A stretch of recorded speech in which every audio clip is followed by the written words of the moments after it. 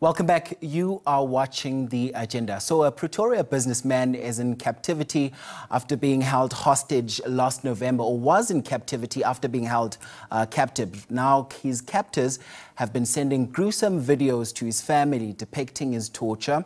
They are demanding a hefty ransom for his release. Now he is one of the many South Africans that are kidnapped for ransom, as the latest crime statistics reveal.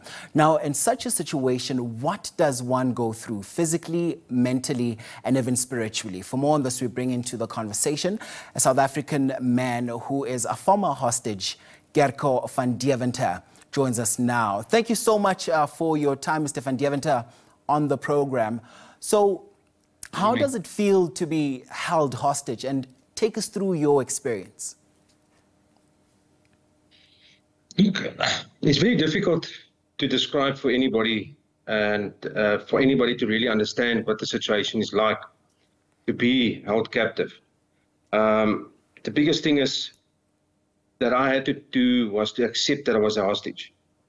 And for the first, after accepting that, I could take the next step to survival. So it's very difficult to describe for people that you are being isolated. You are taken away from anybody. There's no communication. You don't even know if it's day or night. And the situation that you are being held, it depends on what type of kidnapping it is. Kidnap for ransom, is it a criminal organization that kidnapped you? Is it a political kidnapping, or is it an extremist group or terrorist group that kidnapped you? So each kidnapping has got its different factors that will determine your situation or your immediate surroundings and your environment that you are being held. And I'm South Africa, for instance, is a very big... Yes, you can continue.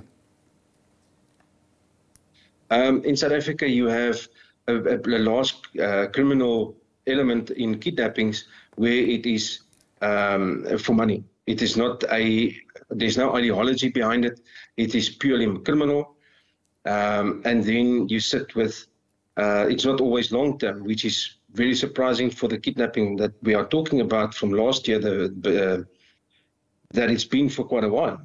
My kidnapping was held in the desert where they controlled the area and they felt safe enough to hold you for a long period of time. So in South Africa, it's different, but your conditions is harsh. You can be tortured. You can be malnutrition will take place because they want the money for you, but they must take care of you now.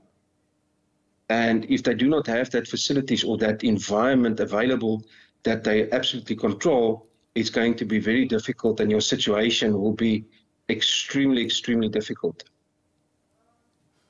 And I want you to take us through, your situation and the dynamics that were involved there, because you're speaking about this being a matter and a case of survival as and when it happens at the time. I also want you to tell us about what is it that kept you through the hard times and what did they demand?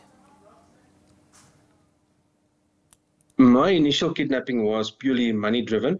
So they wanted X amount, I'm not particularly sure, I think it was 5 million euros that they demanded for my release. And as they saw that the kidnapping, they're not getting anywhere with money, and that Al-Qaeda had the ability to look after me for a long period, they had time. They could have waited 10 years for me. That's why at the end of the day, I was released by the Algerian government for no money. No money was paid or anything like that. And but my situation was different. I was held in the desert. The last time that I was in a building was at the end of November 2017.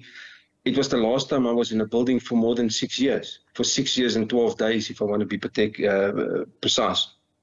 So I had to live in the desert. I had to learn how to make fire. I had to learn how to filter water using just sand or material. My situation was extremely difficult. But mine wasn't as bad as other hostages because of the passport that I held and the group that helped me at the time. There's so many, I won't say geopolitics, but there's so much differences in the groups, how they treat you, how they look after you. And it was difficult, but I had to take that next step to survival.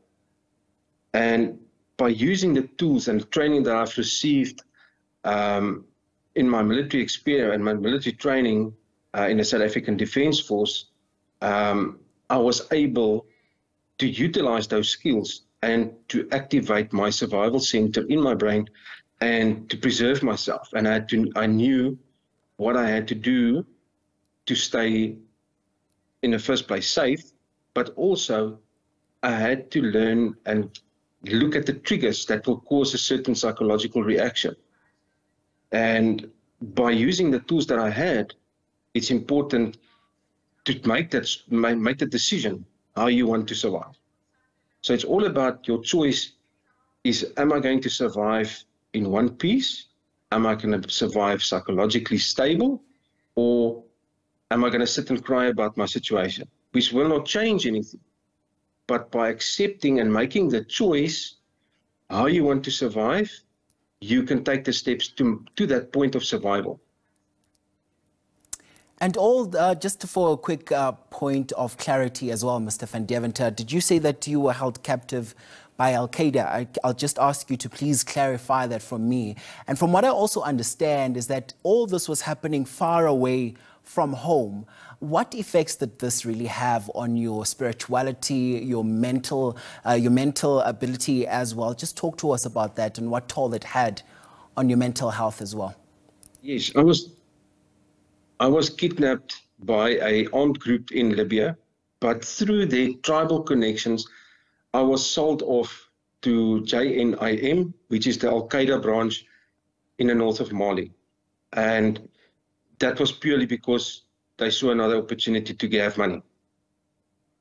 And the biggest thing that I had to do was I had to find a center point or something to hold on to every day. And for me, it was my faith that I held on to. That was my anchor during the difficult situations and difficult times. I had my faith to hold on to. But then also I had my family as my drive, which meant that if the one starts to feel as if it's being tested, I could rely a little bit more on the other one. So I felt I had balance. And by having that anchor and the balance, I managed to come out of the whole kidnapping. So far, so good. I haven't had a nightmare or anything, even after they shot me. I still didn't even have nightmares or anything. I sleep very well since even during my captivity. And you just led me, yeah. To say that's my mindset. I chose so that the situation will not dictate my constant thought process. I knew that it's going to end. I didn't know when or where and how, but I knew that it's going to end. And that was the faith that I had to drive and carry me through. And I can imagine right now when you come back, the journey, of course, of healing starts, as well as managing some of those triggers as well from that horrifying experience. Listen, I must thank you so much, and all strength to you, Mr. Gerco van Deventer. Thank you very much for having this conversation with us right here on the channel.